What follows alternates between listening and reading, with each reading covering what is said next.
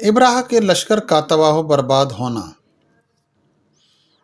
ابراہ یمن کا بادشاہ تھا اور وہ اپنے لشکر کے ہمراہ خانہ کعبہ کو شہید کرنے کی غرض سے مکہ مکرمہ آیا تھا۔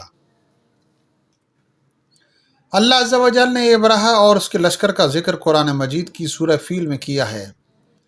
ابراہ کو علم ہوا کہ حج کے دنوں میں لاکھوں لوگ مکہ مکرمہ جاتے ہیں اور اپنے ساتھ نظر و ہدایہ لیے ہوتے ہیں اور وہ خانہ کعبہ کی زیارت کرتے ہیں۔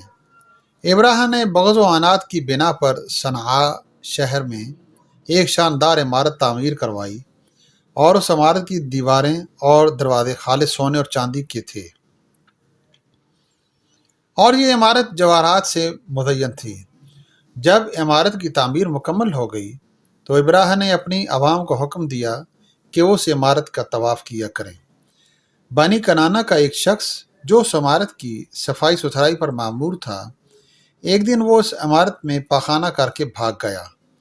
ابراہ نے تحقیق کی اور حکم دیا تو معلوم ہوا کہ وہ شخص مکہ مکرمہ کا رہائشی تھا۔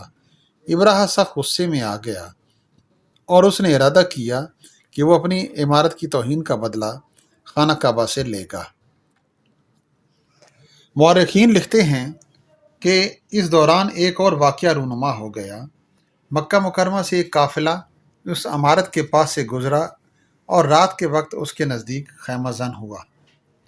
رات کو انہوں نے آگ روشن کی تو تیز ہوا نے اس آگ کو بھڑکا دیا، جس سے ابراہ کی بنائی ہوئی عمارت میں بھی آگ لگ گئی اور وہ آگ کی لپیٹ میں آ گئی اور پھر جل کر راکھ ہو گئی۔ قافلے والوں نے جب یہ صورتحال دیکھی تو وہاں سے فرار ہونے میں غنیمت جانی۔ ان پے در پے ہونے والے واقعات نے ابراہ کے غصے کو مزید بھڑکا دیا اور اس نے حکم دیا کہ ہاتھیوں کا ایک بڑا لشکر تیار کیا جائے، اور پھر محمود نامی ایک ہاتھی ابراہ کی سواری کے لیے بھی تیار کیا گیا۔ ابراہ اپنے لشکر کو لے کر مکہ مکرمہ کی جانب روانہ ہوا، اور راستہ میں ان کا لشکر جب طائف پہنچا تو وہاں بنی ثقیف نے اس لشکر کی اعانت یعنی کہ مدد کی، اور ایک شخص ابو غال کو ابراہ کے لشکر کی رہنمائی کے لیے ہمراہ بھیج دیا۔ ابو غال ابراہ اور اس کے لشکر کو لے کر مقام مغمس پہنچا، اور پھر ابو غال کی موت اسی مقام پر ہو گئی۔ ابراہ نے اسود بن مقصود کو مکہ مکرمہ بھیجا اور اس نے اہل مکہ کا مال اور مویشی لوٹ لیے، اور ان مویشیوں میں حضرت عبد المطلب رضی اللہ تعالیٰ عنہ کے 200 اونٹ بھی شامل تھے۔ ابراہ نے حنات حمیری کو مکہ مکرمہ بھیجا، اور حنات نے مکہ مکرمہ پہنچنے کے بعد تمام سرداروں سے مذاکرات کیے اور کہا، ہم یہاں تم سے لڑنے نہیں آئے بلکہ خانہ کعبہ کو نعوذ باللہ منہدم کرنے آئے ہیں، اور اگر کسی نے مزاحمت کی تو وہ اپنے انجام کے لیے تیار رہے۔ حضرت عبد المطلب رضی اللہ تعالیٰ عنہ نے حنات حمیری سے کہا، ہم تمہارے ساتھ جھگڑا نہیں کریں گے، اور یہ عز و جل کا گھر ہے جو اس کے خلیل حضرت ابراہیم علیہ السلام نے تعمیر کیا تھا، اور اب اللہ عز و جل کی مرضی ہے کہ وہ اپنے گھر کی حفاظت کیسے کرتا ہے۔ حنات حمیری نے حضرت عبد المطلب سے کہا، آپ میرے ساتھ چلیں اور یہی باتیں ابراہ سے کہیں۔ حضرت عبد المطلب اس کے ساتھ ابراہ کے پاس گئے، اور آپ نے ابراہ کے لشکر میں موجود اپنے ایک دوست کا حال پوچھا جس کا نام ذو نصر تھا، اور اس نے ابراہ کو خانہ کعبہ کے انہدام سے منع کیا تھا، جس پر ابراہ نے اسے قید کر دیا تھا۔ آپ نے ابراہ سے ملاقات سے قبل اپنے اس دوست سے ملاقات کی اور اپنے 200 اونٹوں کا ذکر کیا۔ ذو نصر نے کہا، میں اس وقت قید میں ہوں اور آپ کی مدد نہیں کر سکتا، آپ انیس نامی ایک فیل بان سے ملیے۔ پھر ذو نصر نے ایک سفارشی رقہ بھی انیس کے نام دیا۔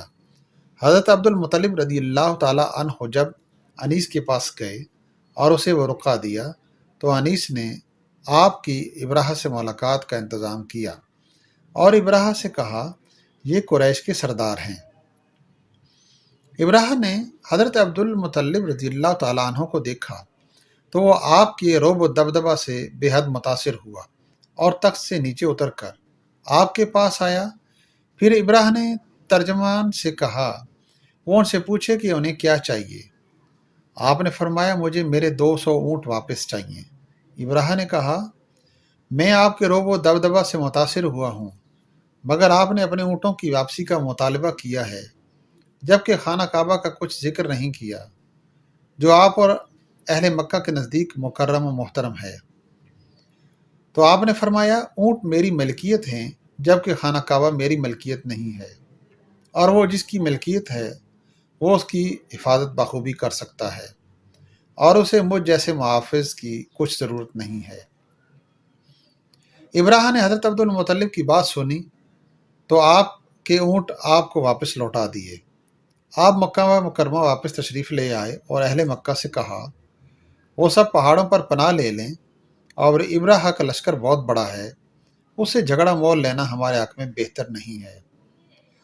پھر حضرت عبد المطلب وہاں سے خانہ کعبہ کے پاس تشریف لائے اور خانہ کعبہ کے حلقہ کو پکڑ کر یوں دعا مانگی، اے اللہ مجھے بجز تیرے سوا دشمنوں کے مقابلہ کی کسی سے امید نہیں، اور تو اپنے گھر کی خود حفاظت فرما، اور جو تیرے گھر کا دشمن ہے وہ تیرا ہی دشمن ہے، اور تو اب خود اس کو روک تاکہ وہ تیرے گھر کا تقدس پامال نہ کریں۔ جناب سیدنا عبد المطلب رضی اللہ تعالیٰ عنہ اس دعا کے بعد اپنے اہل و عیال کے ہمراہ مکہ مکرمہ سے نکلے اور پہاڑوں پر پناہ گزین ہوئے۔ اگلی صبح ابراہ نے اپنے لشکر کے ہمراہ خانہ کعبہ پر چڑھائی کر دی۔ اس نے اپنے ہاتھی محمود کو خانہ کعبہ کو منہدم کرنے کے لیے مقرر کیا تھا۔ مورخین لکھتے ہیں کہ محمود ہاتھی کو خانہ کعبہ کی جانب ہانکا گیا اور محمود ہاتھی کے فیل بان نے ہاتھی کے کان میں کہا اگرچہ میں تیرا فیل بان ہوں مگر اس وقت تو میرا فرمانبردار نہ بن، اور تو جہاں سے آیا وہیں خیر و عافیت سے لوٹ جا، کہ اس وقت تو اللہ عز و جل کے محترم مکرم شہر میں ہے۔ محمود ہاتھی نے اپنے فیل بان کی بات سنی تو وہ دوڑ کر پہاڑ پر چڑھ گیا، اور جب اسے زبردستی ہانکنے کی کوشش کی گئی تو وہ یمن کی جانب جانے لگا، اور پھر اللہ عز و جل کے حکم پر ابابیلوں کا ایک لشکر آیا جن کی چونچوں میں پتھر تھے، اور یہ پتھر مسور کے دانہ کے برابر تھے، اور ان ابابیلوں نے وہ پتھر ابراہ اور اس کے لشکر پر برسانا شروع کر دیے، اور یہ پتھر جس پر گرتا وہ ہلاک ہو جاتا تھا، یہاں تک کہ کچھ دیر میں وہاں ابراہ کا ایک بڑا لشکر مردود ہوا پڑا تھا۔ ابراہ اپنے بچ جانے والے لشکر کو لے کر واپس روانہ ہوا، اور راستے میں اس کے تمام سپاہی ایک ایک کر کے مرتے چلے گئے، یہاں تک کہ وہ صنعاء پہنچے تو بیجار و مددگار تھا، اور کچھ دنوں بعد وہ بھی لا علاج مرض میں مبتلا ہوا اور اپنے انجام بد کو پہنچ گیا۔